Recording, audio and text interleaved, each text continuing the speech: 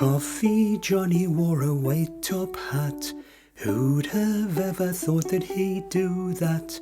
Fancy that, fancy that. Coffee Johnny wore a white top hat. Coffee Johnny was born in 1829, in April 1829. He was baptised, according to the records of St Paul's Church, on the 7th of April 1829. He became a blacksmith by trade. He was an exceptionally tall chap, well over 6 foot. He could have been 6'6". In fact, it's recorded in St Paul's parish records that when he was buried, he actually needed a 7-foot long plot, the only one in the church. He was obviously, because of his occupation, he would have been a very physically strong chap. He got the name Coffee Johnny, supposedly, because whenever his pals came to collect him to go to school, they would have to wait for him, because he always said, "Wait a minute whilst I finish my coffee." He became renowned basically because he became a bare knuckle fighter, which was a pretty hard profession in those days. He obviously fought for prize money.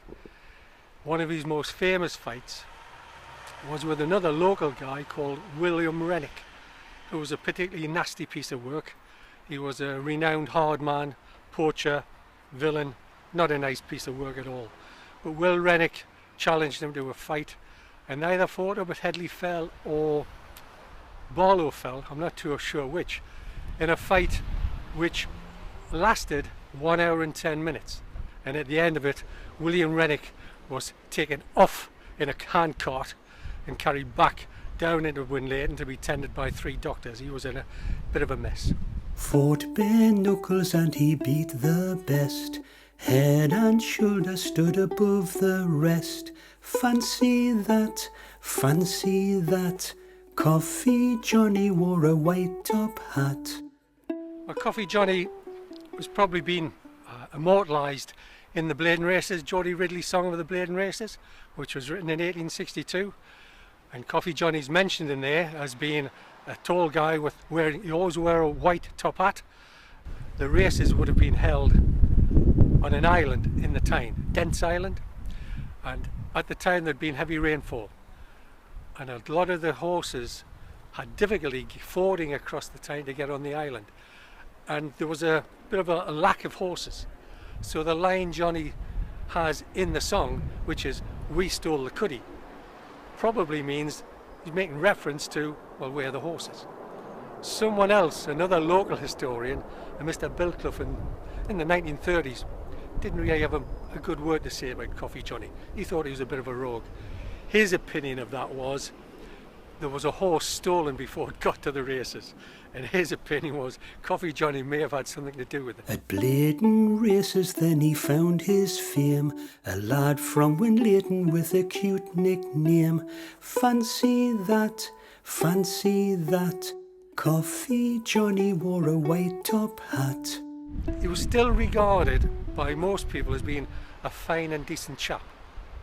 Other people have other opinions, but I can only quote one of the last Winlaton blacksmiths, who was a Mr. Hurst, who at the age of 96 said that Coffee Johnny was a decent sort of chap who always attended every funeral in Winlaton, and he would follow the procession, being the last in the procession, wearing his top hat.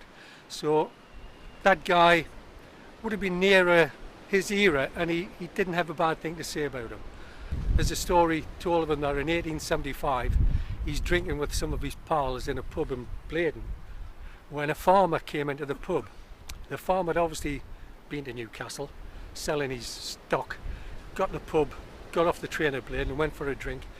And when he was in the pub, Coffee Johnny and the rest of the pub noticed he brought out a handful of notes to buy his drinks. This was noticed by everyone in the pub.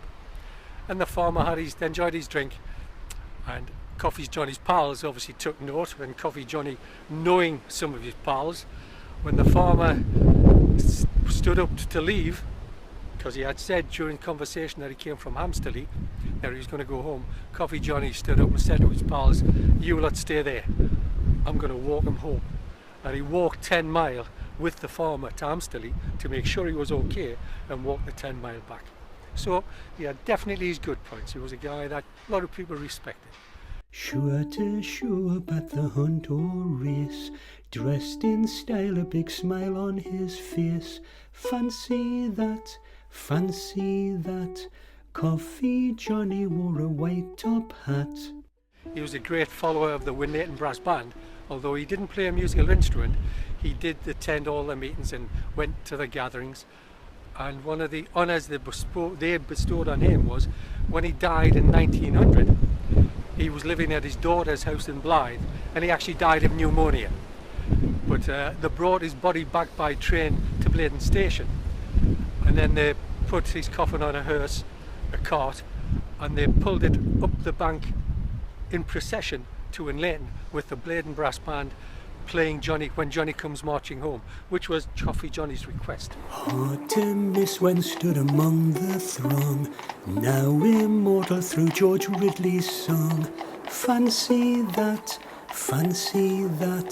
Coffee Johnny wore a white top hat. We're standing here today to show you where Coffee Johnny was actually laid to rest eventually. He was actually, of course, when he died in 1900, they didn't actually have a headstone. And Alison Watson, one of the local councillors, got funding, and we actually had a day that we had a reenactment of Coffee Johnny's funeral. And they had the big horses, and they were absolutely beautiful. And people were dressed up in the costume, the clothes at the time. And then, so that was on the 10th of June 2005. We did manage to get a couple of his relatives to come along, and they did the unveiling. We also had Pitch Wilson, who was a local councillor here, but at the time was the Mayor of Gateshead, so that was nice with all these robes on and everything. We marched up the hill, the Mayor, Mayoress, the Deputy Mayor and Deputy Mayoress in full regalia, and he'd organised a glass horse-drawn hearse from Beamish, I think he borrowed it from, and we had the local band played, and the ladies were in the period outfits, all black and black hats and things like that, and it was a very colourful sort of procession. And the people in Winlaton and people up Blaydon Bank were waving and cheering. So it was something that was really worthwhile. It was as if it was actually just really happening. It probably spurred people on about finding out about history. It was amazing how people didn't know who Coffee Johnny was. It is a great honour to me. It's one of the last things I do before I leave the parish as rector of Winlaton to dedicate the headstone on this occasion. I shall say a short prayer of dedication and include in that a prayer for our community, Winlaton, which we all love, and our homes. And then I'll hand over. Well, it's important that people know the history of where they live. I mean, every little town and village, every little house in a sense has a history. And this is very much part of the history of Winlaton. Apart from being Crowley's Ironworks, which is a large part of the history, it was the characters. And the more we can find out about the characters who lived in Winlaton at various times, the more interesting life becomes for all of us.